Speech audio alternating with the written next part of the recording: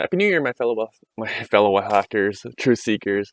Welcome to the Truth About Real Estate Investing show, where we continuously look to learn best practices from doers, not just talkers, to extract from them repeatable investment strategies, then break them down into actionable items for both novice and seasoned investors alike. A word on seasoned investors.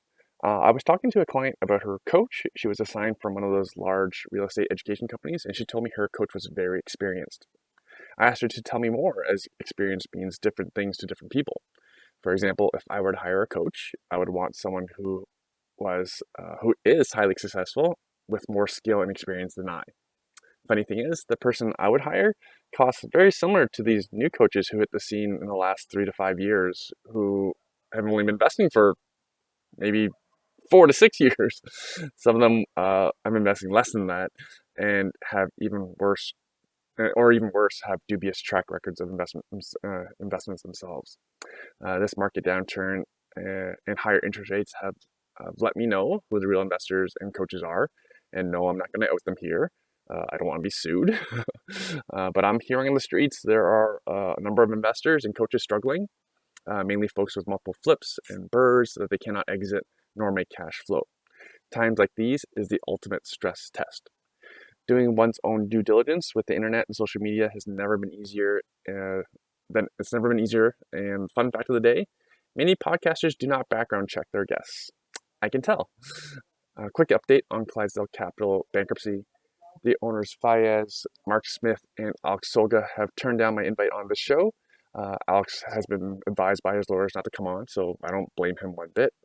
Alex and I did chat, and he confirmed my understanding. If you've been following me in my iWin networking meetings, I've mentioned before how these times are just part of a market cycle causing greed, and hence new entrants to enter the market, both investors and coaches and influencers. Then when you have lack of experience, skill, and capital, that leads to poor execution. And one has to wonder about if the tens of thousands spent on coaching each year to arrive at bankruptcy at the business and personal level, if that was money well spent or not. So many have gotten burnt with excessive leverage, poor business models, lack of cash flow management in times where the market was already very greedy. I'm not guilt-free either. The duplexes that Cherry and I bought in 2021 are cheaper today than when we would pay for them. But thankfully, they're fully tenanted at really high rents. We got them rented out pretty quickly, and we will manage just fine. We are in this for the long term. So well beyond the next 3 to 5 years. We're in this for like 10 years or more. But don't look at my crypto or growth stocks portfolio. Thankfully, by design, these positions were a very small percentage of our overall portfolio. Since as I've shared before, over 90% of our investment allocation is towards real estate that we control, because I consider it really safe when it's done right. And when done right, you can outperform the market. That said, I'll be taking advantage of both real estate and stock market going forward in this market correction. If you haven't been around a correction before, I strongly recommend you study what happens in recessions and how many people get rich while exiting crashes. All my friends with some with more gray hair than I do, who've been actively investing since prior to 2008, we all regret not buying more then, and now is the time to right that regret. As usual, we will be covering the how-tos in real estate investing via virtual webinars, in our in-person monthly iWin networking meetings, and our practical Street Smart tours, where we tour target neighborhoods for income properties, both the neighborhood and the properties themselves, followed by a mastermind lunch. The next 18 to 24 months will be a wonderful time to be greedy, while the masses are extremely fearful. So yeah, above market returns are available to those who invest smart with minimal risk. They just need to know how to do it. That's how we've been doing it since I've been investing since 2005. iWin Real Estate's been here since 2010, and we have a track record of over working with investor clients, over 400 million in transactions, and we have very, very wealthy clients, and that track record speaks for itself. If you're looking to make 2023 your best year and to make the best decisions for your financial peace, then you'll want a copy of my book. The electronic version is free from my website, www.truthAboutRealEstateInvesting.ca. Enter your name and email, and you'll also be you'll also be notified when we offer our educational events at nominal costs. In my experience, we have numerous millionaire and multimillionaire clients who have never paid for a five-figure coach nor a networking group. Just recently at a clients only event, I had several clients say to me that being part of a certain networking group where they met me, they're saying, these are their words, not mine, but meeting me was the best thing to come from that investment. I'm humbled and honored and can't wait to make a difference in more people's lives. On to this week's show. We have Ken Beakendim, who is up to many great things to generate cash flow and build wealth in his real estate for him and his son. The best part is Ken is available for hire. One can hire Ken's company, LegalSecondSuites.com, for major renovations to your home or investment property, including basement suites and garden suites. Ken and Legal Second Suites has been in the news for quite some time, representing one of his clients, a mutual friend of ours, Alex, who happens to be Ukrainian, who wants to convert his garage into a garden suite to rent to Ukrainian immigrants. But the rich neighbors think that added density of tenants living in a garage will damage the neighborhood and increase overall traffic and parking issues. Right. Thankfully, the municipalities are trending in the right direction to allow us private investors to create more housing.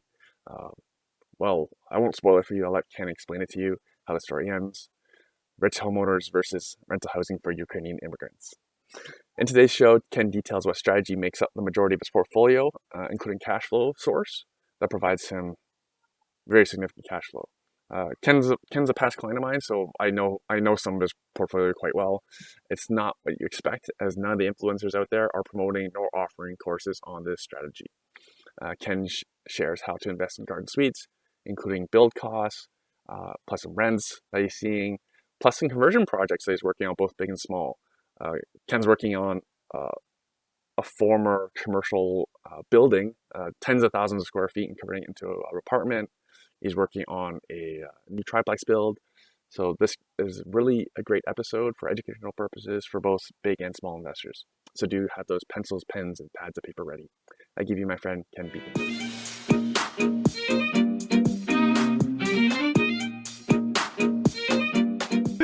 Ken, what's keeping you busy these days? All sorts of different stuff. Like I'm involved in lots of different types of projects these days. Anything from the basement apartments and the duplexes and the triplex conversions, but also involved in some like larger building conversions, like commercial residential stuff, church conversions, triplex build, like a new build. I got a land development project too that I'm working away on. And all sorts of different stuff. I got some land severances that I'm also actively involved in too, and kind of all shapes and sizes of different types of conversion projects. But basically, it's all about increasing density, finding the highest and best use for land and houses, right. And what that looks like, So there's like the last couple years here, and even like actively as we sit today with the latest provincial announcements about Bill 23, like stuff is changing like by the month, by the day, yeah, right. So it's really exciting time. It's a really exciting time to be in this industry, and because opportunity is opening up everywhere, which is amazing. This has been the best time to invest in I don't know how long. No, especially for us, younger guys coming up, young developers, young, investors coming into this space. Yeah. Like it is much easier now. Anyone in growth stage, this is beneficial. It's terrible for anyone trying to divest. Yeah, exactly. But it's much easier now for us than it was for the guys before us. Like the developers up till now have had a really hard time trying to get stuff done, right? So for me, it's like super exciting because now it's like great. Like you guys paved the way, and now the province is changing all this stuff. So it's like really getting easier for us guys. So it seems again, it depends on the municipality, but for the big investors, they always had pretty good. For us that were like below 10 units, like it's been a tough go like for forever. Well, yeah, up until they started coming out with Bill 108, and that's what kind of really spurred the changes, right? No, for sure. It was, like when I was first getting in this industry, like they didn't even have an SDU bylaw, they had, Secondary dwelling units like yeah, basement apartments. exactly. And now we're starting to see some garden suites. Yeah. Like, we were doing basement apartments for many, many years, like, 15, 20 years. Like my dad was doing basement apartments when he was, a young guy in real estate. So it's not like it's a new concept. It's been around for a long, long time. But we didn't have the zoning bylaws in place. Yeah, there was no proper permitting process to allow for this. Yeah, exactly. And then let alone inspect. So then, therefore, inspectors were not trained on how to inspect for it. And it basically wasn't allowed in pretty much every municipality we know. So it's gotten very, very, I wouldn't say easy is not the right word, but it's gotten much easier. Like there is less red tape than there used to be. Yeah. Even myself too. Like I'm finding myself less at committee of adjustment for minor variances because they've cleaned up their bylaws and they got the right bylaws in place. And, right. It's not perfect. Don't get me wrong. There's still a lot of like outdated bylaws that we're up against, when it comes to adding units. But I do give the province and the municipalities a lot of kudos too for making the changes that they have. Right. Some are better than others. 100%. We're right next to Burlington, so we're not giving any that many kudos. No, nor St. Catharines. No, honestly, St. Catharines and Burlington, like we do work in about 40 plus different municipalities and townships, and those two in particular are like brutal to get stuff done. It's like they're completely backwards. They don't want it. The Tiny Home Show back in August. We had on municipal day, we had the city councilors and from lots of different municipalities, but they had some reps there from St. Catharines, and even the councilor I was talking to. Was he booing you when you were on stage? No. But the city councilor from St. Catharines was basically saying, their kind of makeup of councilors right now are a bit of an older mindset, an older way of thinking about things, and that's why we see certain municipalities really just not, come around and embrace this idea because they have this old mentality still. Well, the protectionists, I understand. But nobody wants, I remember getting mad at people parking outside my house. Right? Yeah. But, so much thought is, and it makes sense. Like the existing neighbors are the ones that vote them in, and they don't want development. They don't want more density. They want to preserve their sight lines and their parking, they don't want on-street parking, those sorts of things. I get it. Like nimbyism is, it's a powerful thing. It's a really tough thing as a politician to deal with, especially as a ward councillor. They get the worst. Because they're the first one that gets called if they have a complaint from the NIMBYs. Exactly, right? So I can see, from the province perspective, like why on their task force they said, in order to get some form or fashion of housing built, like we have to start limiting to a certain extent the amount of public consultation. So it's a hard road to walk. It's a fine line to walk, living in a democracy, being able to, have public consultations about certain things. But at the same time, we're not doing justice to the everyday resident by fully engaging them and asking their opinions on like city planning matters and zoning bylaws for which they're not truly equipped or educated on the subject matter to really have a valid opinion. Like we have planning staff and city planners they've gone through years and years of education and public planning and city planning and they spend their lives figuring out like bylaws and how to grow the city. And then we go ask Mr. and Mrs. Smith around the corner about, hey, should we put a garden suite in the backyard? They don't want to grow the city. Like why are we asking them for their opinion? Right? Like even take it. There's like a bunch of people say it's your favorite restaurant. I don't want it to get busy, right? I always want to be able to get a table. So they're not going to tell other people about it. So same idea. Yeah. Like NIMBYs don't want other people coming into their neighborhood. So it's, I've been up against a lot of NIMBYism, like a lot of angry neighbors. Yeah, you've had it bad. You've been in the paper. Been in the paper. I've had people drag me through the mud on like social media. So like I've had a couple recent examples. So we tried to do this a garage conversion, an existing garage conversion up on Rundell Boulevard in Hamilton. It's in the newspaper, so I don't mind saying the street name. But we had to apply for a minor variance for a reduction in one parking space. So this was before Hamilton had changed their bylaw to basically remove all of the parking requirements. So you don't need any parking? You don't need any parking spaces now for new SDUs in Hamilton, but at the time of our application, we still did.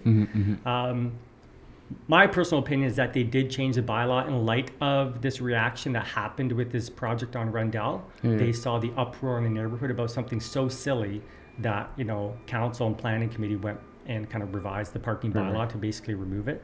But it makes sense. It makes sense because with climate change the way it is, there's just so much rain. We can't be expanding all of our parking pads, taking away ground to absorb the water. Yeah. So it makes a lot of sense to not keep creating more parking pads on property, covering up lawn. Like this particular application, this property, we were very close to a bus stop. We were within 120 meters of a bus stop, a major transit corridor. This parking was required for this garage unit, which was only 520 square feet, a little one bed unit. And so it's like even the ward councillor agreed that parking wasn't the primary issue here. The street was wide open. There was plenty of on-street parking. Parking was not the problem, but it was the variance that was required. It was the neighborhood who just didn't like the idea of a garage being converted. And so we saw like 100, 150 plus neighbors sign a petition against our application. It subsequently got denied at committee of adjustment. We then appealed it to the OLT, the Ontario Land Tribunal. And during the period of time between the denial and when we applied for the OLT appeal, the City of Hamilton changed their parking bylaw and removed the parking requirements, which was great for us because we went and we reapplied and we got our building permit approved for the garage conversion. Because you guys were likely the trailblazer. It was the first application up on the East Mountain in Hamilton in that particular ward. And a couple of my other applications were some of the first ones in the city as well. Just because we're actively doing this, we're working with investors all the time, right? So as soon as a new kind of change comes about, we're on top of it right away. But anyways, it goes to show you that nimbyism is powerful. Very powerful. Very powerful. It's not going away either. It's not going away. It's something that is going to be very problematic as we try and grow the housing supply. And to a certain extent, yes, we have to limit to a certain extent the amount of public consultation, but it's really about getting the correct common sense zoning bylaws in place so that we don't even have to go for a minor variance, doing it more as of right. And this is where we hear the politicians saying as of right zoning, like being able to do things as of right. So we need less red tape on certain things. So again, like you mentioned, like people cannot make educated decisions on this. So, for example, Dr. Mike Moffat, he tweeted about he doesn't like the whole greenbelt expansion thing, right? But he's saying it's NIMBYism causing it. We either intensify existing neighborhoods or we go into the greenbelt. So this is why we're going into the greenbelt. So we know who to blame. Yeah, you can't have your cake and eat it too. It's like it's a balancing act here of, growing within the existing boundary or expanding the boundary. We see protests on both sides. We can't even get a garage converted without 100 neighbors coming out and protesting. Yeah, the structure, there's no change to the exterior. Every single developer's application in the city gets hundreds of neighbors coming out opposing their towers and their condos, and stuff is being appealed all the time. Right? So it's not I don't understand how the public thinks that we're going to get housing built if they don't want it here and they don't want it there. Where are we going to build this stuff, right? I think we can all benefit if all those who want more housing go have a protest. Yeah, well, Protest City Hall. it's very interesting to watch because some of the people that are actually out there protesting, they're the ones that need the housing the most, right? They're the ones who need the housing the most. It's very fascinating. The people who don't need the housing, they're out there busy, they're working, they're building their businesses, they're growing their companies, they have a place to live, right? The people who have the time, first of all, to be protesting, they're the ones who need the housing. They're maybe renters or low income, and they're not helping themselves. Right.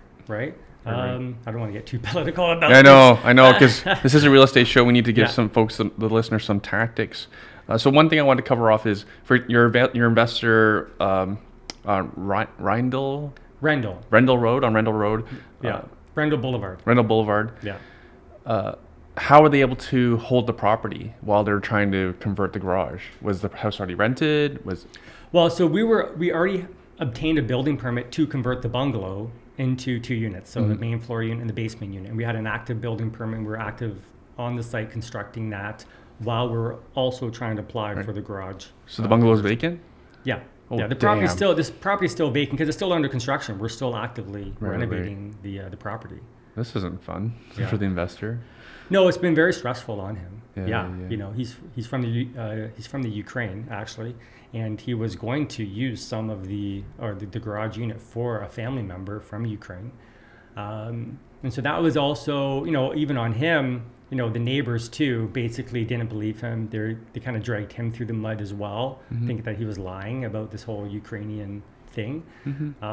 But it's very true. Anyways, it's just sad. Sad and Alex is a nice guy. But look, we got the permits approved. And ultimately we got the permit, and we're forging ahead with the garage conversion. So. And Alex is a nice guy. I met him at my charity event. Yeah. Right? No, he's a great guy. Yeah. He's a great guy. It's sad to see him have to go through that. He doesn't deserve this. No. Right. No. But as a result of an outdated zoning bylaw, and so if the city was much more proactive, we could have avoided all of this nonsense. But if you were to start this project today, what's the difference in the process?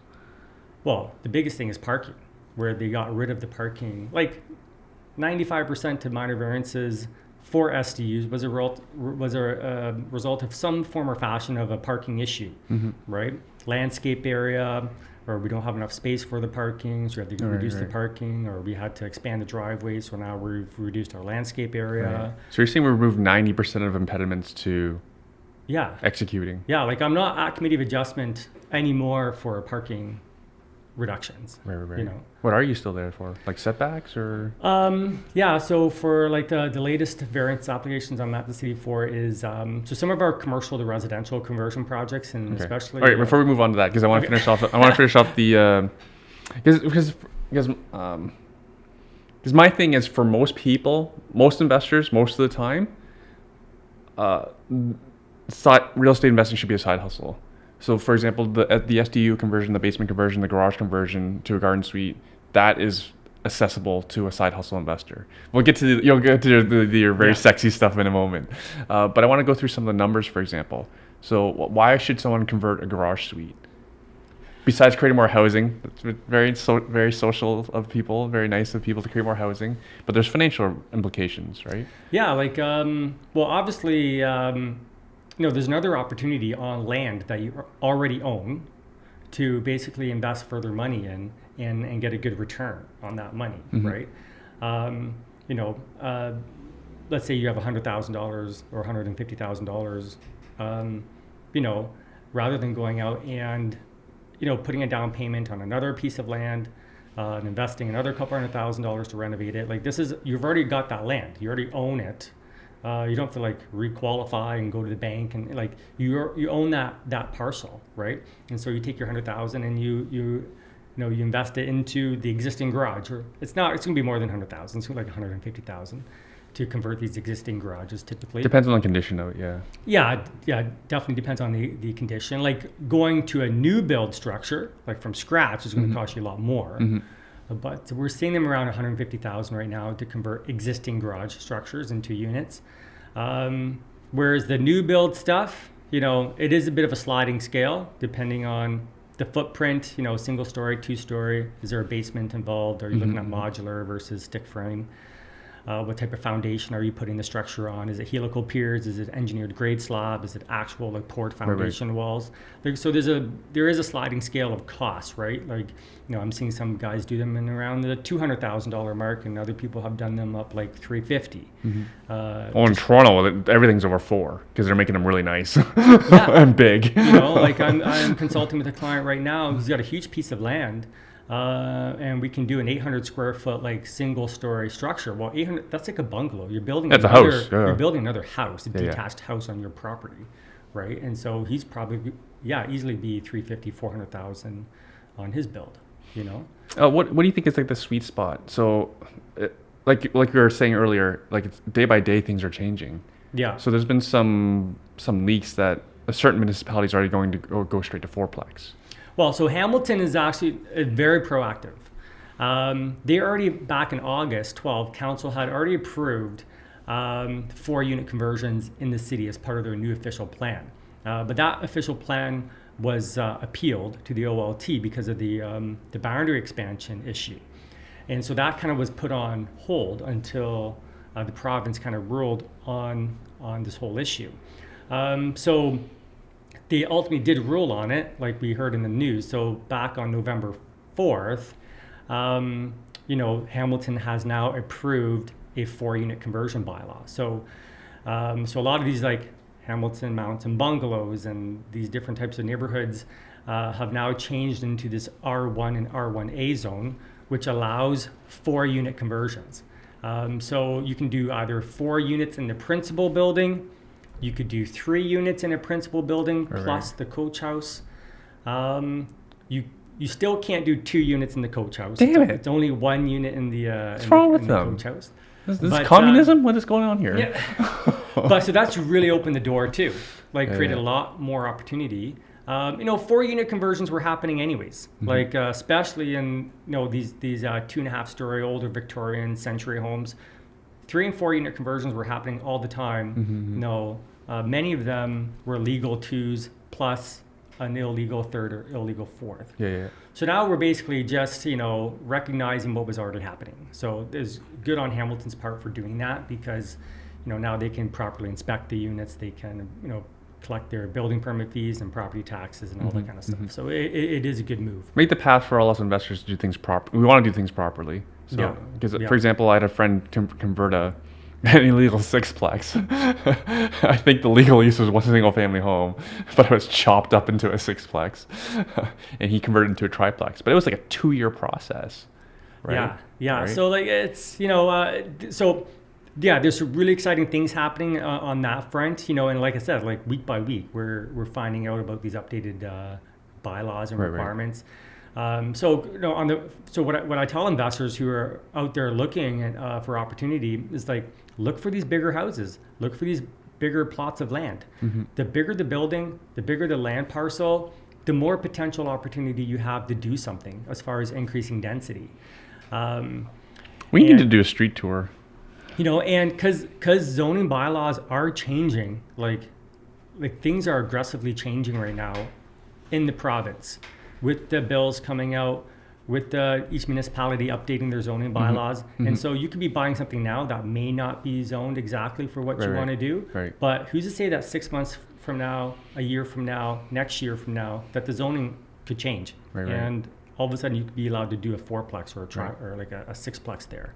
So when we were speaking earlier about opportunity, the bigger houses, especially if it's current use of single family, actually no, even if it's a chopped up illegal whatever, that property and on bigger lots is what's been discounted the most in this current market.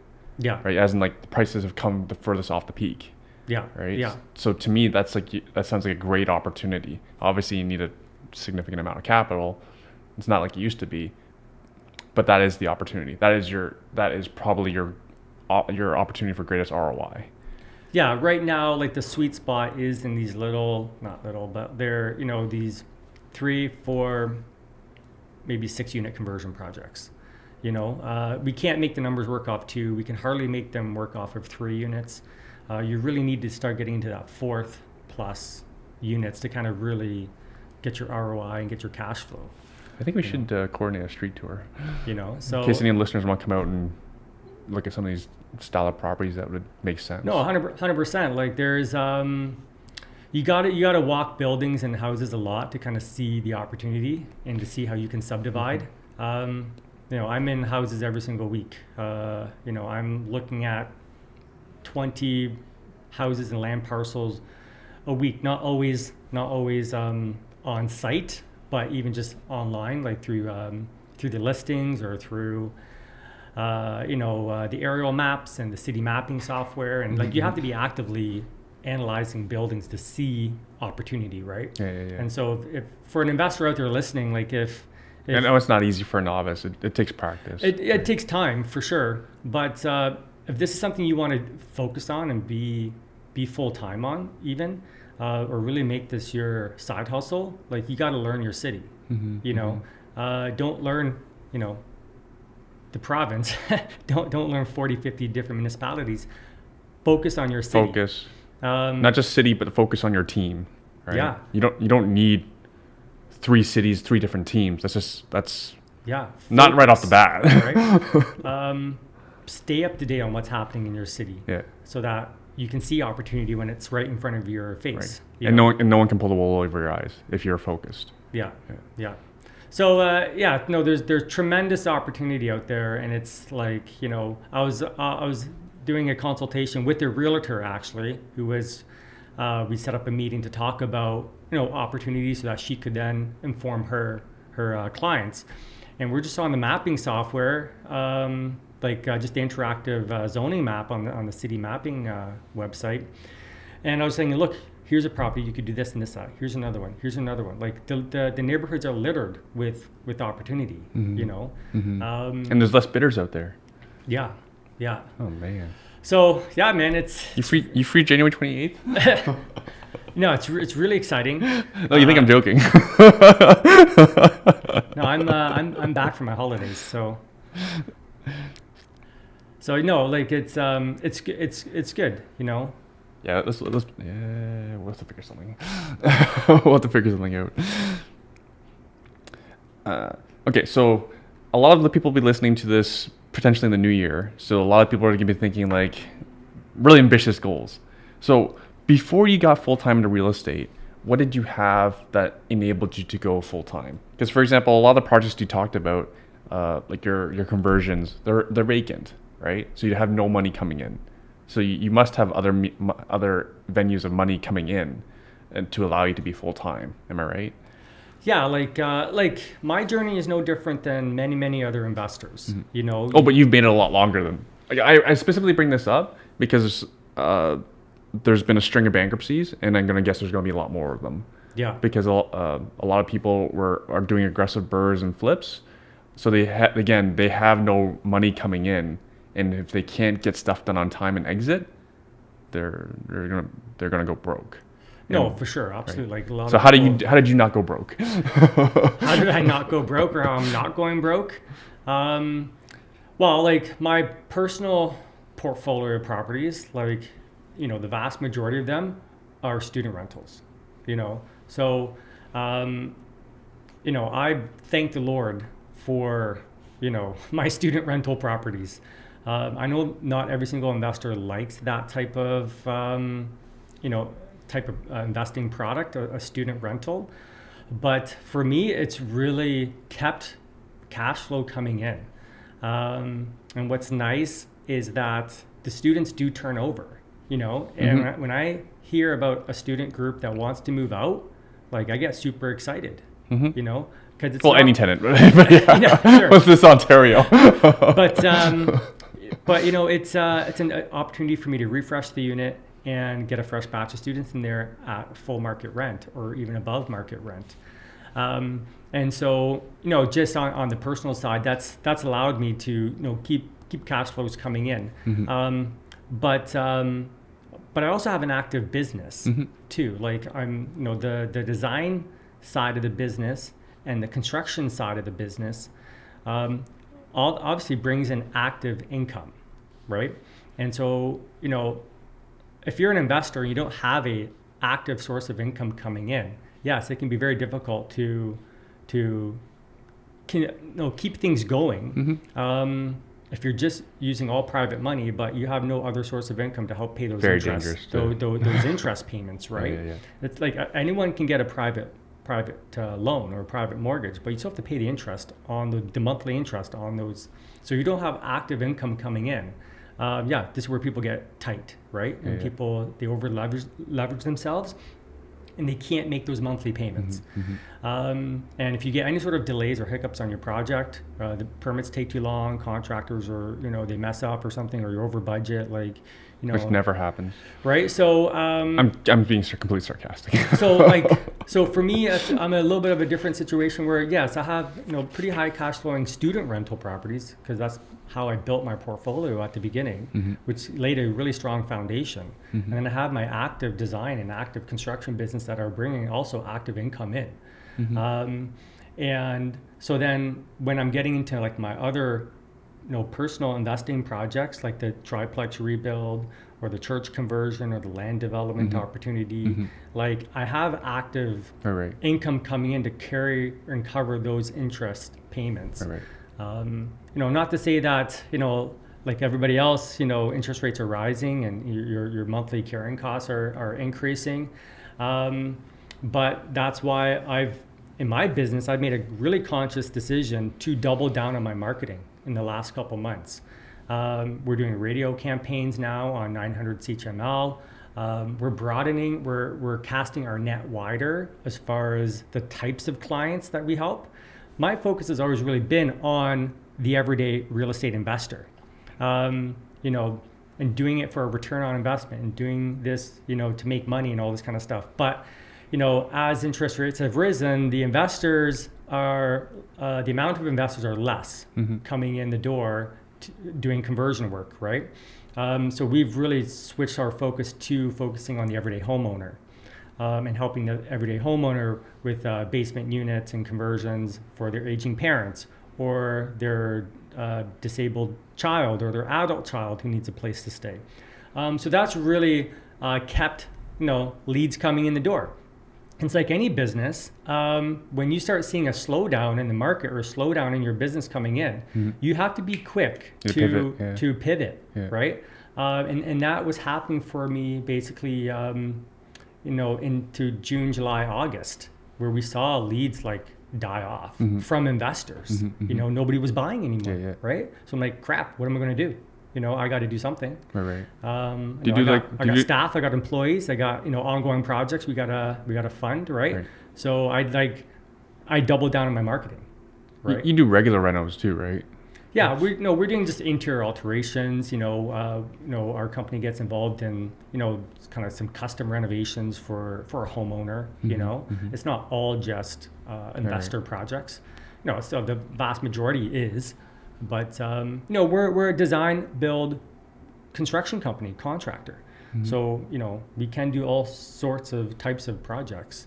But if you're a business owner out there or you're an entrepreneur out there, when things are getting tough, don't pull back on your marketing. Keep your marketing budget there. Spend the money, because your competition is probably not spending money on marketing right now. But if you keep spending money on marketing, when the market does rebound and those leads come in, who they're going to call first? They're going to be calling you first, right? And that's what's happening right now with us. Right. Being better known is incredibly important in business. Yeah. Everyone needs to know that. Where to go next? Can we run through some numbers for a garage, for garage conversion? For example, if go back to the last garden suite build that you've been doing. Yeah. How big? What's the so you say it's a empty piece of backyard. How big is it? How many square feet? It's a great question. This is what everybody's asking me. Okay, well, what's the cost here of what we're going to build? Because I'm looking for a cookie cutter solution. Because our basement apartments are pretty cookie cutter. We're all looking for 2-bedroom. We know we need to have our egress window requirements. We have our fire separation requirements. It's pretty similar between all of them. I'm just wondering what is there a best practice for a garden suite yet? A garden suite or a coach house is not like cookie cutter because it depends what city you're working in, first of all. Great. Because every city will have different setbacks or gross floor area requirements, which will dictate the size, right? If we're on a bigger parcel, we're building a bigger structure. That's something else government needs to standardize. If we're on a tiny lot, we're going to be doing a much smaller unit. What's the access like to get into that space? Are we working through a 3-foot gate, or do we have like a big laneway we can drive in excavators and right? Are we doing poured concrete foundations versus helical piers? How about this then? Let's start with what are we looking for in a property? Because I think especially in this market that we're in, having a bit more balance in the market, I've been telling everyone, be more picky in what you want. So if you're being picky, what are you looking for in a property, in a lot? If you wanted to have the option to garden suite. When we're looking at stuff, let's just take the simple, bungalow model. Mm-hmm. Okay, a bungalow on a nice 50 by 100 foot lot or something. Mm-hmm. The very first thing I look for is, do we have good side access to get into the backyard? If we're looking at doing a garden unit as the strategy, we're getting involved in new construction. Okay. Mm-hmm. And so, we need good access into that right. side yard, not only for equipment, but also, some of the zoning bylaws require a 1 meter wide unobstructed pathway. And the reason for that is for firefighter access. So from the street to the entry door of the unit in the backyard, you need a 1 meter wide unobstructed pathway. And that's so that, an ambulance can show up with a gurney and go down the pathway and get somebody out of the unit, right? So that's not bad. So that's first and foremost is making sure we have the space to get into the yard. So I guess it'd be like a bigger issue in like the lower city, for example, where the houses are really close together. Yeah. So in the older parts of the city, like the downtown cores, houses are much tighter together. Right. This has been a very common issue I've seen come up with people with properties. And I'm like, look, you know what? You do not have that pathway. You do not have the width. You will not get a building permit. Right. Yes, it's a zoning bylaw requirement, but it's a zoning bylaw requirement that has specific health and safety, which we would totally want to respect. Yeah, and committee of adjustments will not approve a variance for that. It sounds like you need way more than 1 meter. Because the analogy I would automatically comes to my head is if you're trying to put a pool in the backyard, you need room for equipment. Exactly. Big. Like a bobcat, for example, needs to be able to fit through. Yeah, if you don't have that laneway access and you have you only have a 3-foot gate to work through, your cost of construction is going to be through the roof. Oh, you can't just crane it in? Yeah, but modular is not always cheaper than stick framing. That's a bit of a myth out there. I've interviewed and met with lots of different modular builders as we're exploring different options for these garden units, and they'll admit to you directly that it's not cheaper. Modular is not always cheaper. In some cases, it can be more expensive. And I've had numerous conversations about this because we're trying to find an efficient way of doing it. We're investors. There is a lot of efficiency on site, right? Your overall site time is reduced because the structure is being built off-site. Mm-hmm. But that doesn't necessarily translate into lower cost overall. Right. So would corner lots be something you would target, for example? No, definitely corner lots, right? Because we have, it's with the corner properties, you can definitely create a more kind of separate, private coach house. People have their own personal driveway oftentimes. You can fence the yard in such a way that it feels like they have their own their own separate house. Mm-hmm. So corner lots are great. They're fantastic. You just got to be careful sometimes with the corner lots that the principal building, the house, is not too far to the one side, because there's still setbacks you have to maintain from the rear and side lot line, but also many municipalities have a minimum setback between the principal building and your coach house, and so sometimes in a corner lot that could get difficult, which could also lead to a minor variance. Right. So I'm always looking at it because these are still relatively new types of structures happening. I'm very conscious about minor variances. Because I want to avoid that at all costs. Because neighbors, the vast majority of neighbors do not like this idea of you putting in a coach house. Okay, you think it's a great idea, but you go talk to 10 of your neighbors and they probably won't agree with you. Right. So I'm very conscious about the particular zoning bylaws of that city. and trying to do it as of right, at least in the current climate that we're in right now, until they further clean up their bylaws to make it easier. But as we sit right now, we're kind of in this period of time between the passing of Bill 23 and the municipalities updating all of their zoning bylaws. The current bylaws are still in place, and so we still have to comply with them. And so it's to make your life easier, you want to avoid these variances at all cost, right? So yeah, that's why it's so important to know your city, to know where you're working, and to know your city's bylaws, for sure. And have a great team to help you out if you don't have the time to learn everything. And give me a call. Absolutely. Reach out. Or, want me to give you your cell phone number? No, people can reach out to us at our website, legalsecondsuites.com. And, we're happy to set up consultations. And that's what I do, 3 days a week. I'm doing consults all day. Probably do anywhere from like 8 to 10 consults a week with people discussing their projects, So, there's tremendous opportunity. Sometimes it's easier said than done. And, we're dealing with construction and bylaws and permits. And so there is some complexity there, some technicalities. It's all about the black and white on the paper. So say I have a 50 by 100 lot. I have a good side access. What would your recommended size for a garden suite be?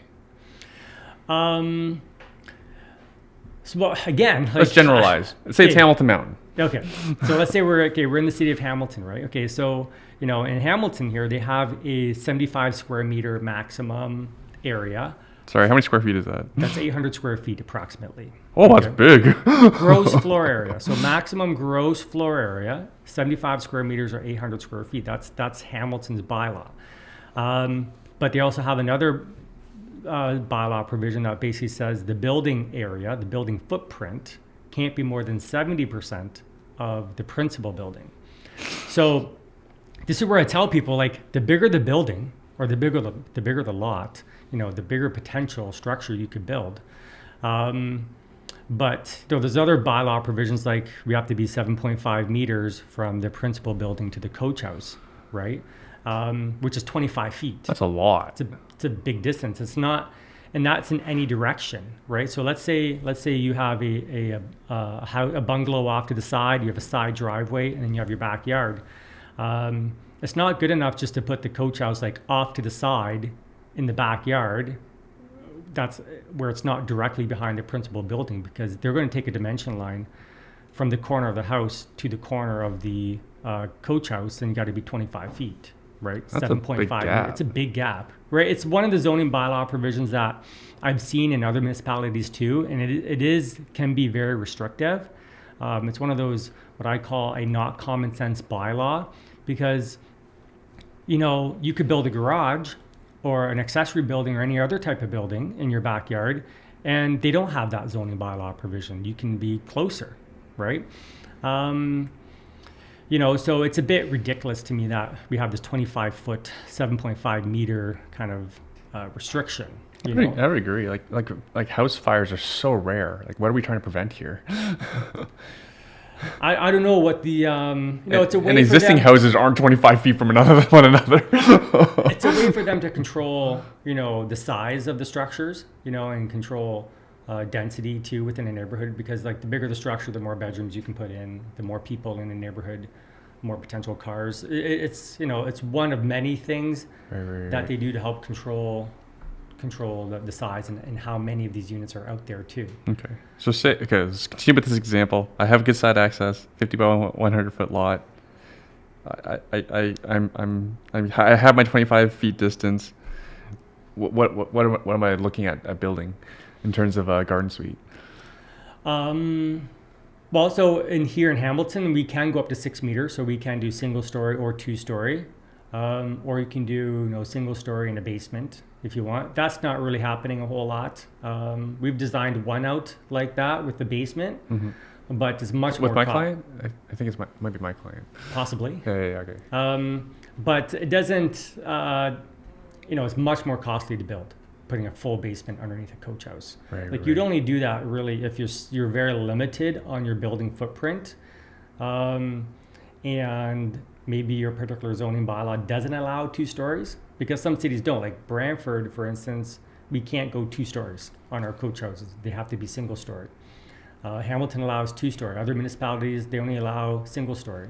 And so in order to get the gross floor area, you dig down and you put a basement in, but that gets a lot more costly, right? The only reason I would do it is for the upside, potentially to suite it in the future. No, for sure. And like I said, zoning bylaws are changing, and who knows, maybe at some point in time, they're going to allow 2 units in these coach houses, right? Which would be like super exciting, but yeah, no, like a lot of, structures we're building, like, we've done a lot of like 20 by 20s. We've done some like 14 by 20s or 12 by 30s. What's nice about when you're doing a more traditional stick frame build is that you can fully maximize the allowable footprint and gross floor area of your structure. And everybody I've worked with so far, they want to maximize their structure. They're not looking at putting in the tiniest structure. They're looking at putting the biggest structure they can possibly fit back there, because they want to create nice units, nice 1-beds, 2-bed units. They don't want to just build little tiny bachelor units, right? And so... sorry, just pause you there. Because from my experience, that sweet spot for for rental income, you want that 2 or 3 bedroom. So you need usually around 600 square feet at least for a 2-bedroom, roughly, in order to get enough rent for the build to make sense. Yeah. And so like on the modular side, when you're working with the modular type of structure, you're working with a preset size, right? And that's fine if you have a really big lot and you don't have to worry about setbacks and all this kind of stuff, or gross like lot coverage or anything else, because you have such a huge land parcel, and you have great access to crane in a unit or to ship in a unit. And so maybe in that case modular is suitable, right? Because you're not restricted. But in so many properties, we are restricted, with lot size, access, setbacks, gross floor area, building area. And so oftentimes when we're looking at doing a modular unit, we're not fully maximizing the opportunity sometimes. I don't like those things. I like to maximize opportunities. And given that modular is not necessarily cheaper, and in some cases it can be more expensive, it's like, okay, now we're at a point where the cost point could be the same, or potentially could be more, but then we're not fully maximizing the available footprint that we have, right? So that's what I've been seeing a lot, is like, it just, modular has its place, but especially when we're working in urban settings, in existing backyards, it's not always practical. Right. So you mentioned a couple footprint sizes, like 20 by 20, 12 by 30. What would the bulk? How do you price these, by square foot, or do you have? Well, like, I hate talking about square foot pricing, because it's really scope of work. Like construction is all scope of work. Yeah. And I've mentioned it a couple times already. It's like, okay, like what's your foundation like? Is it single story, 2-story? Right. Are you doing, simple vinyl siding, or are you going to do like a brick veneer? What are most investors doing? There's not a lot of data, I know. They're still relatively new. Like, it's, what would you do? If you're building a 20 by 20, what would you do? Right now, I would, and the ones that we're actively getting into are like a traditional stick frame built structure on an engineered grade slab. How thick is that slab? Typically, you're about 2 feet thick on the sides, and you go to like a 4-inch slab in the middle. But it's engineered with rebar and styrofoam, like insulation, rigid insulation for the frost protection. And then, we're building, depending on the city we're in, we're building a single story or a 2-story structure on it. And most cities are, if they do have a bylaw in place, like we're basically the max we're going is a 2-bedroom unit. In most cases, it's a 1-bedroom unit. And those are kind of starting at like 200,000 to 250 range, kind of. Right. And then what are you seeing in terms of rent for these? For rent, so we're seeing similar rents to a main floor apartment of a house. So like in that, anywhere from on the low end maybe 17 to the high end like 2,000. And that really depends on the size, the overall size. If it's a bachelor, 1 bed, or a 2 bed unit. Right. So, but there's still not a lot of data out there. Right. It's really only this construction season that we saw units going in, and some of those units aren't even done yet. They're still under construction. Some, they're done construction, but they're not rented out yet. Or they're rented out yet, but we haven't got the appraisals in yet, or they haven't been refinanced yet, so we don't know what the lenders are doing. Right. So it's still, next year for sure, we're going to have a lot better data. Yeah. Have you seen, actually before we get into that, just to touch on the numbers, for example, it used to be old rule of thumb, if you could get the monthly rent to be 1% of the investment, then that's a no-brainer, right? So you have 2K, somewhere around 240,000, right? That's pretty close. This is pretty much a no-brainer. Yeah, like I tell people, like, look, as long as you have the money. Like right now, given that, we don't know 100% where appraisals are going to be. We don't know 100% really what the lenders are going to do. We're bleeding edge here. Hopefully everyone appreciates that. We are bleeding edge here. Every investor I've worked with so far has been like one of the very first ones, kind of doing them. Yeah. So the bank's never seen these before. I look at, okay, you're going to get your, let's just say $2,000 a month rent for it. So that's, what's that? That's $24,000 a year, right? And so if it's going to cost you basically $250 to build, like that's a good 10% return, right? Is that, I'm not good at I think pretty much everyone would love a 10% return. Right? So 24,000 divided by 250,000 build, just being very rough, it's 10%, right? It's a 10% cash on cash return. So if you're going to take that money and you put it into the mutual fund or a GIC or something like that, like, it's still better spent doing it this way, getting a 10% return. If the alternative is you could private lend that money to and get 10%. Yeah, private borrow, yeah. But that's just a straight cash on cash return. Like obviously we do know that we've improved the property. We do know that there's appreciation there on the property. We do know that there's principal pay down on that if it's a loan, that there's principal payback on there. So we do know that the return is higher. Yeah. But I tell people, look, like just very simply, run the math. If you're happy with just that basic simple metric of a cash on cash return, then do it. And this is why I love especially the 2-car garage conversion. If you can find a good one, that's one that's in good shape, because then your renovation budget's like half. Yeah, no, exactly. So, and the same rents. So, I love the existing houses, the existing garages, because, we don't have to worry about setbacks, with existing garages. They're even more valuable. They could be 6 inches off the fence line and it doesn't matter because it's an existing structure. Adam, you're going to convert your garage? Adam's got a garage that like really close to his house, but it's existing. So yeah. So yeah, like these existing garages are amazing.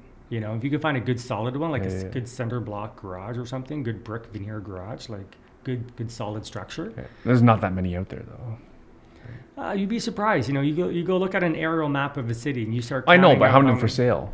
Oh, for sale, sure, for sure. If you want to go buy one today, it's probably not a heck of a lot of them. So that's the warning I've been giving people. Yes, I expect the market to decline until probably March, April, and then things will probably start picking back up.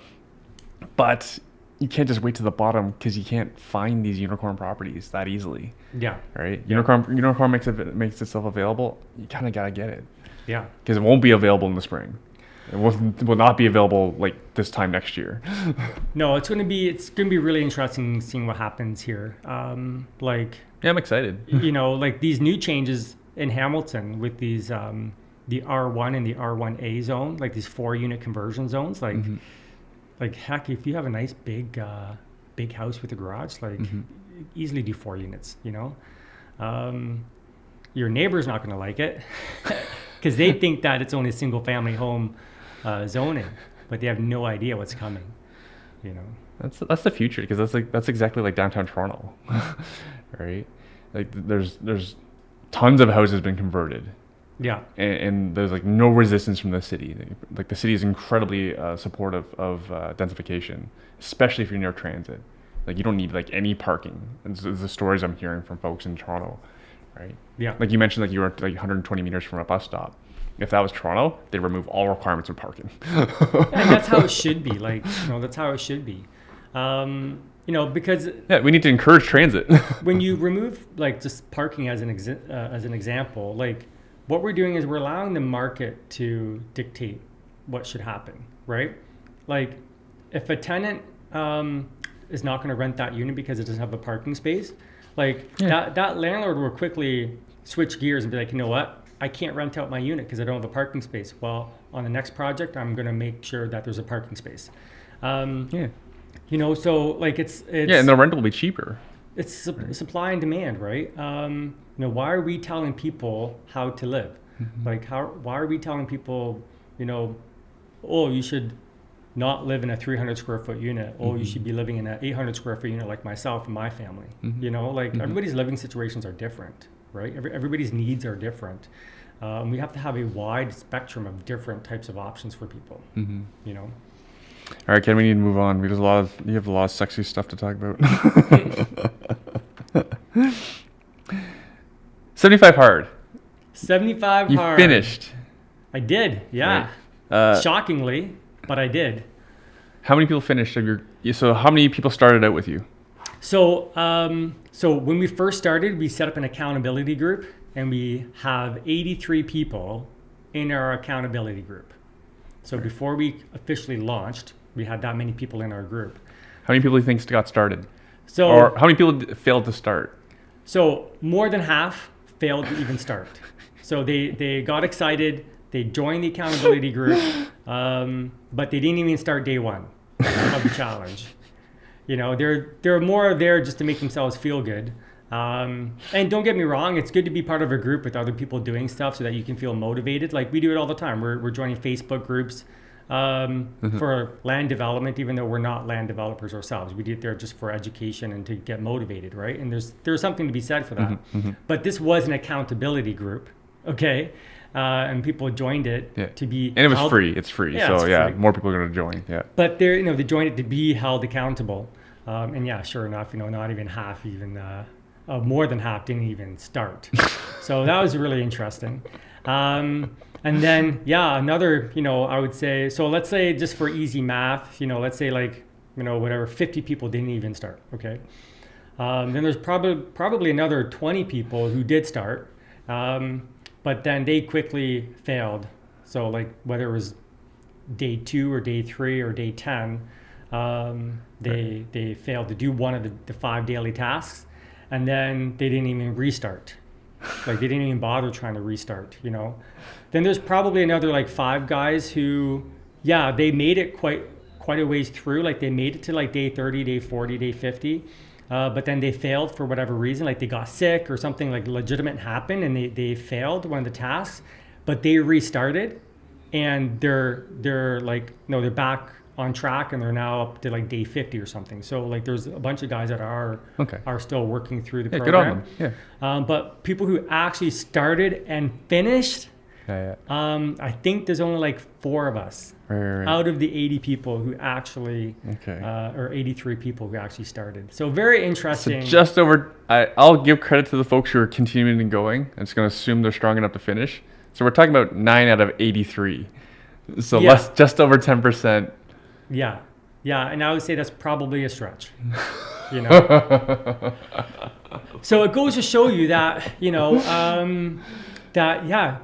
challenge is difficult. I'm not going to say it's easy. Oh, no, not easy at all. It's definitely a challenge. But it goes to show you that, out of the public or out of people in general, people in our community, 90% of people don't do anything, right? Well, I think it's even higher because those people like me didn't even join the accountability group. Yeah, right. But it's that small percentage of people who actually take action, who actually follow through, who actually commit, who actually get it done. Yeah, follow through on what they say they're going to do. See results. Yeah. Right. Yeah. And you got to take action. right? So it's very interesting. I'm actually shocked that I actually even made it this, like that I actually completed. I thought I was going to fail on day 5 too, because I've never been a guy to work out, go to the gym, like be on diets and read books and all this kind of stuff. Like that was not me. I wasn't that type of guy. But I was the one who started the accountability group. And so I'm like, okay, crap, I can't be the guy who starts the accountability group and then not be the one to actually finish it either. Right. So so I had a lot of motivation to keep going. That's obviously I kept it going. So congratulations. Yeah. You look, I can see it in your face, you look slimmer. Yeah, no, I've definitely lost weight. Actually, no, I did put on some muscle mass too. But so like I'm still, so I'm done 75 hard. I'm not doing the 5 daily tasks anymore. But there's a couple things I am still keeping up. I'm doing 1 workout a day now, just primarily strength training. As we get into the colder weather here, I'm not as eager to be outside on my bike and biking. So I'm just sticking with the indoor strength training. Maybe check out Zwift. Pardon? Maybe try Zwifting. What's that? It's like a virtual biking indoors. You put your bike into basically a treadmill for your bike. Oh, like a trainer. Yeah. Yeah. Well, no, but it's all like it's kind of like a Peloton, but it's a bit more for racers. Oh, okay. Yeah. I have a trainer for my bike, so I can ride that inside. Right. Yeah. And then it's interactive, like it's part of your. No. There's interactive. No, I just have my road bike and I put it into a trainer, and I can ride my road bike just like a stationary bike. Right. Yeah. So you can actually make it like kind of like a video game. You can gamify it, and other people all over the world will bike with you. Oh, interesting. Okay. Yeah. So you see everyone's stats, you see each other's avatars. Okay, I gotta check it out. Yeah, I'll share with you the.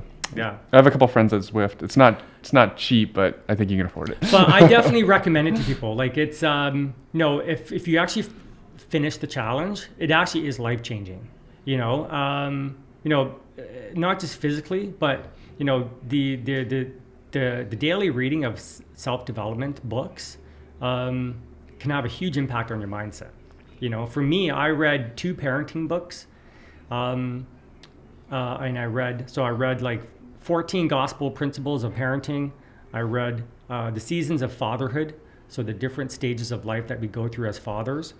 So I found those to be very, very beneficial with how I'm raising my son, and being a parent in all of this.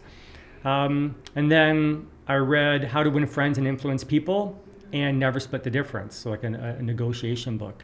And I found those 2 books very, very helpful with how I work with my staff, how I work with my clients, being a lot more patient, a lot more empathetic, being a lot more intentional about giving praise, really praising my guys, really praising the team, giving kudos, really pumping people up, when I pick up the phone and I'm talking with the client, putting a smile on my face, trying to come across in a positive manner, all these types of things can have a huge impact on your brand, on your business, and ultimately on your pocketbook, right? And so, yeah, super thankful that I decided to do the challenge. And I encourage anyone out there listening, definitely take a look at it and do it, because it does. All of the guys I've seen who've done it, they've been able to scale up. They've been able to do more, and they're doing more, and they're doing amazing things in their life because of it. So I'm not trying to reinvent the wheel. I'm just following success, and I'm following other people that are doing amazing things and just copying what they do. Amazing. Well, I'm sure a lot of people want to know what else you're up to, because you're doing up to other amazing things. Which project would you like to cover next? Your triplex build or one of these conversions? I got a triplex build going on in Brantford. That was a really interesting experience. Like we're actively on construction right now. We're on a couple weeks into the build. But again, that project needed a minor variance.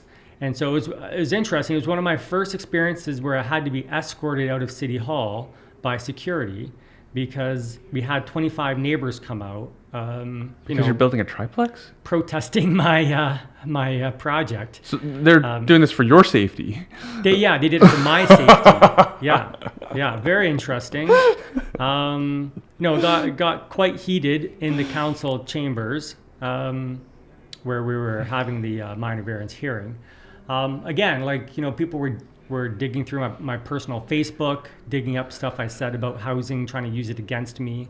For building a triplex, you're a monster. All I was doing was applying for a variance to be able to put a full second story on a bungalow and make the house into a triplex. And a triplex was permitted as a use. It was only a gross floor area increase that I needed. But again, so a lot of misinformation, a misunderstanding of the technicalities of the zoning bylaw and how we're asking neighbors for permissions on stuff that they really aren't fully equipped or educated on to make an informed opinion on. And that's and again, they're usually selfish opinions. Yeah. I don't want to hear construction. I don't want to see construction vehicles. I don't want construction vehicles blocking my driveway. I get it. Yeah. But it's not. Really interesting. Anyways, I had to get escorted out of City Hall. That's awesome. The security walked me to my vehicle to make sure I got there safely. That's nice of them. I was definitely very appreciative of them. But that was an interest. Anyways, the project is underway and super excited about the build, and it's going to be nice. So we tore it down, old bungalow. We tore it down to the existing cinder block foundation. Right. We put 2 courses of cinder block on the foundation to raise up the basement height, and then just doing a two-story framed structure on top and make it into a triplex. So when you first looked at the property, what was it about it that made you interested? It was a corner property, and it was well priced. It was an old, outdated, rundown bungalow that was very well. It was on MLS, but it's just very, very well priced, given the current market that was in when I bought it. I bought it about 10 months ago. Right. Was this such a bad condition that no bank would touch it type thing, or? No, I got a mortgage on it from the bank. A regular Schedule A bank. Yeah, CIBC mortgage. Oh, okay. Just regular typical A lender on it. But it was quite run down. And I wanted to increase the density there. So I first explored, doing a typical basement apartment. But I'm looking at it shoot, okay, well maybe I could do a second floor on this. And then then you start looking at what it would take to put a second floor on the project. And then I made the executive decision to basically let's just tear it down to the cinder block and just rebuild. What did the bank think about that? The bank is excited about it. They'll find out when I do the refinance. No, I've already been talking with CIBC about construction financing on it. I ended up not going with them for construction financing. I'm just self-financing it. But no, the bank is okay. Why the decision to do a top-up versus garden suite? How walk us through the math, because again we're trying to educate mainly novices. I did a top up, but it was over 20 years ago. Yeah. Well, so anything, any project you're looking at doing, it's all, you start with the zoning bylaw and what you can and can't do, right? And in this particular zone in the city of Brantford, which was an RC zone, a residential conversion zone, we weren't permitted to do coach houses in that zone. But we were permitted to do what they called converted dwellings, which is basically, we can actually do X amount of dwelling units as long as you can comply with building code. So in this case, we're applied as a converted dwelling, but one of the bylaw provisions was for a converted dwelling, we can only increase the gross floor area of the building by 50%. Okay. Yeah. So in this case, we had a bungalow. Yeah. But they only counted the main floor as the gross floor area. So I would only be allowed to increase by 50%, which would be only half of the main floor. So it'd be very expensive to do a full second floor, that's 100% increase on that gross floor area. They're not uncommon though. No, it's ridiculous zoning bylaw. It's such an outdated zoning bylaw. which I had my own arguments with city staff about it, that they have to clean up this zoning bylaw provision if they hope to increase density here. But because anyway, no one would do it then if it was just 50%. Well, it's way too expensive. The zoning bylaw dates back to the 1950s, but people weren't like expanding buildings for adding additional dwelling units for. We didn't have a housing crisis then either. So it's only been in the last 3 years that people actually started expanding the buildings for additional units, and now they're discovering that this zoning bylaw provision is really restrictive, triggering minor variances. I have another one in right now too in the city for the exact same zoning bylaw provision. So for the neighbors, they see a minor variance application for 100% increase in gross. They think I'm building a mansion. They think I'm building an apartment building. That was some of the comments that were coming back. They thought you're doubling the size of the footprint. Yeah, but I'm like, no, we're only adding a second floor to this house. And the zoning permits 3 floors. And I wasn't fully going up to 3 floors. I was only going 2 floors. Mm-hmm. Anyways, I don't interesting stuff when you're dealing with neighbors and zoning. But super exciting project. Can you share some numbers? Like, what did the property cost you? So I bought it for basically $450,000. Mm-hmm. My build is about $500,000, and I got an as-built appraisal in today's market at $1.2 million on it. Sorry, how'd the appraisal get done? So I hired an appraisal company to give me an as-built valuation on the building. Nice. You made money already before you even built it, finished it. Yeah. So that's the basic numbers. I bought for $450,000. My build price is about $500,000, including the landscaping and driveways and everything. Mm-hmm. And then my as-built valuation is 1.2 in today's market. So obviously, once construction is done and it's rented, and I actually get a true bank appraisal on it, we'll see what comes in at that time. Oh, but we'll have to have you back. Do you have pictures on your Instagram on this property or anything? It's on my Facebook right now. I'm doing updates on my Facebook. Where can folks find your Facebook?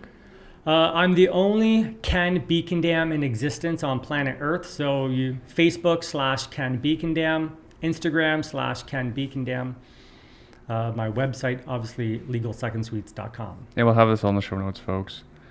Sorry, what do you think you can rent it for? Yeah, so basically we're looking at about, we're going to do a 2-bedroom basement unit. So I'll be putting that up around $1,900 plus utilities. We have a 3-bedroom main floor unit, which I'll be putting up around probably $2,100 or $2,200-ish. And then we have a 3-bedroom second floor unit, which would probably be very similar around that $2,000, maybe $2,200 range.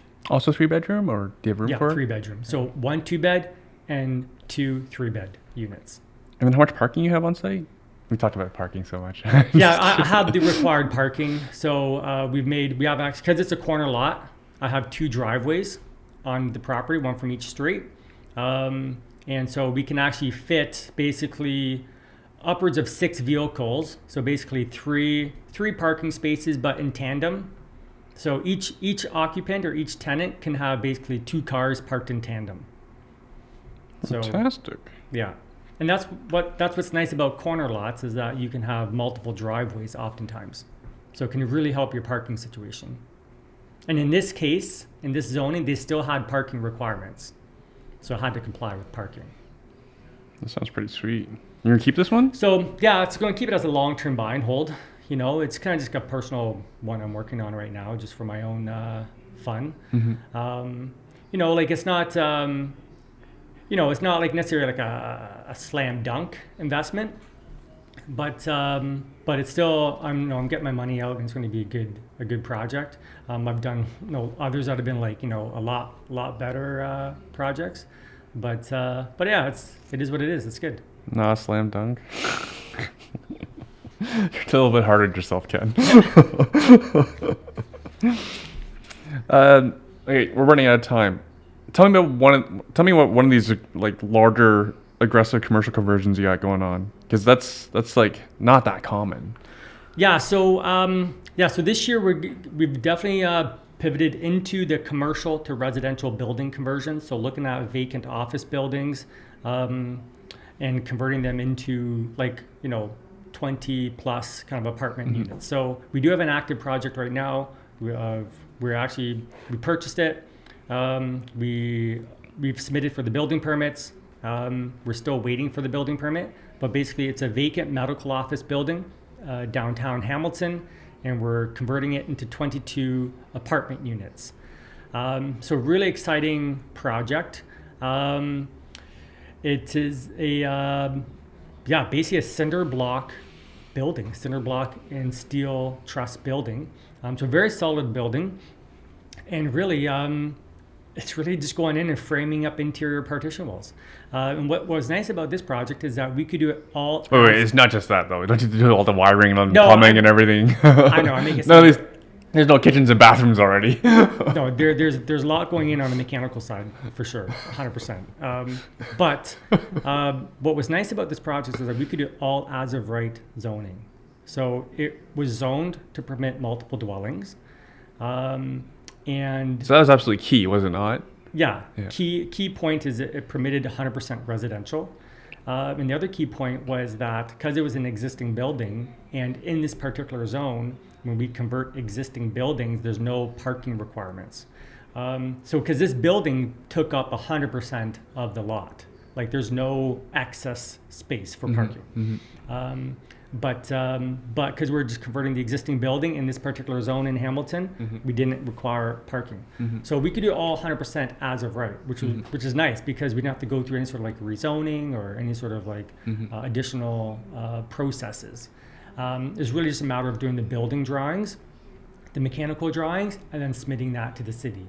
For this type of project, that the mechanical design took some time to sort out because we're also applying for the CMHC MLI Select program, and we're trying to hit 70 points with MLI. So we're doing that through basically energy efficiency. We're doing it all through energy efficiency. We're targeting 50 points with MLI Select, and we're doing it all through energy efficiency. So there was a lot of back and forth between our mechanical designer and and our energy efficiency consultant to sort out the mechanical systems here. And like when you're getting into any sort of larger multi-unit conversion building, mechanicals typically is our biggest hurdle. Figuring out, how much electricity capacity can we get to the building? Are we going to split everything in individual heating systems, or we're going to have a common heating system for the building? There's a lot of decision points that happen along the way. So in this project was no different. There was a lot of back and forth between our contractor, like our HVAC contractor, HVAC designer, and the energy efficiency consultant. Right. But anyways, really exciting better than project. having to fight with the city and neighbors, though. No, and what was nice, it was vacant. So we didn't have to go in and evict tenants. There was no tenants there. It was a vacant building. And we can go in and we can design it however we like. And we can set the rents to whatever we like. And they're not subject to rent control. So that's what's real nice about doing these larger projects, these commercial to residential conversions, is that, the biggest thing is we're not dealing with existing tenants. And anybody who's bought a larger multi-unit building and trying to do cash for keys right now is having a hard time. The price for cash for keys has gone up tremendously. Like we've had a building recently where it was in need of major renovations, like it wasn't a habitable building, but the tenant was offered up to $30,000 and they still would not leave because they had no other. They wanted to accept the money, they could not find another place. Yeah, there's no vacancy. Right. Yeah, and they may not qualify. And they didn't qualify, and nobody would accept them. Yeah. So sometimes people want to accept the money, but they just can't find a place. So anyways, that's what's nice about the vacant commercial stuff. Can you share some numbers, and then I'll let you go? Yeah, we bought it for $2 million. Our renovation budget is $1.7 million on it, and the as-built appraisal is $6 million on it, and it's about an 18-month timeline. Any idea what it costs you to carry this? On like monthly carrying costs. Yeah. Well, we have, Because we need to stop people having going bankrupt. Yeah. People seem to forget to like calculate carrying costs. Yeah, so we have amazing financing on this building actually. So it's basically 7.95%, and that's mortgage plus construction. So we have 100% financing on the construction through our lender, Magenta, and they're paying out the construction money in $300,000 draws as we need it. I might need the contact for Magenta. So Shout out Magenta. Yeah, no, so we had really amazing financing on this project. So definitely, we're not like paying through the nose on monthly interest on it. For a project of this size, like to get mortgage plus construction for 7.95% is great. And then what do you think this will rent for? The total building, like all of the units. Yeah. Well, so on average, we're targeting about $1,700 a month on average for the 22 units. Yeah, I got the calculator too. Don't want to let you go after this. 1,700 times 22 units. That's over 34 grand. Times 12. Sorry, over 35,000. It's almost 450. Oh my god. So we're also it's almost targeting. It's almost 450,000 in rent plus utilities. Yeah, plus utilities. Everything is separated. Yeah, and we're taking it through the CMHC program. So we're gonna get a really good exit financing on the back end when it's done. And we're also applying for a lot of city grants because this particular building is in the Barton Street Village. Mm-hmm. And I was wondering why the rents were low. And there's it's in the Barton Street Village, and there are smaller bachelors and one beds. What? Yeah, why? How come you chose smaller units versus 2 bedrooms or? Well, so this is a great point. Is how do you define your unit mix when you're doing a larger building? It's really like you got to consider the location that your building is in, right? And this location, being in the Barton Street Village area, in the downtown core of the city, the demand for bachelors and one beds is much higher than demand for 2 beds or even 3 bedroom units. And when it comes to a building, the building valuation is all about your NOI, your net operating income, right? So basically we're looking at the building footprint, how many units can we fit in the building, and basically, there's a lot of things to consider, like windows and means of egress and other building code requirements, minimum unit size, and all this kind of stuff. And that's ultimately what we came up with. We came up with a mix of bachelors and one beds for the unit mix, and that's what's in demand in that part of the city. If this was up on Hamilton Mountain, we would definitely be wanting more 1 and 2 bedroom units, not bachelor units. Fascinating. So it's really important to know, where you are in your city and what types of units are in demand in that type of location. Yeah. Fascinating. All right, Ken, we've gone way over. I think hopefully the listener enjoyed this because I enjoyed this. I took several pages of notes. Yeah, no, thank you for having me. And it's great to come in and kind of chat with you and get updated on stuff. And there's a lot of things happening right now. And I'm even having a hard time trying to stay up to date on all the changes, I know. Because they're happening weekly right now. It's crazy. It's awesome. But it's exciting. Yeah, it is. Yeah. It is. Especially as more deals come up. Yeah. So Ken, thanks so much for doing this. Where else can folks reach you? You shared your Instagram. You shared your Facebook, Ken Beakendim, Instagram, Ken Beakendim, legalsecondsuites.com. You can definitely go there. Please book a consultation if you do have a project coming up. You do want to talk about it. I've been in a position in my life or a point in my life that I have a fair bit of experience in different types of things.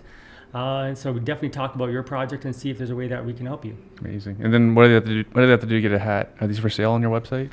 No, these are just for fun. You know what? I got these hats, Sweet on Legal and the Basement of Business. So I got these hats to give to my clients. So when they've successfully finished a project, then I would give them a hat, basically saying, "Sweet, I'm legal." You leave some signage in the suite for the tenant. So. Ken, thanks for doing this. Yeah, thanks. Is that all right, Adam? Was that interesting? Jesus. Thank you for watching.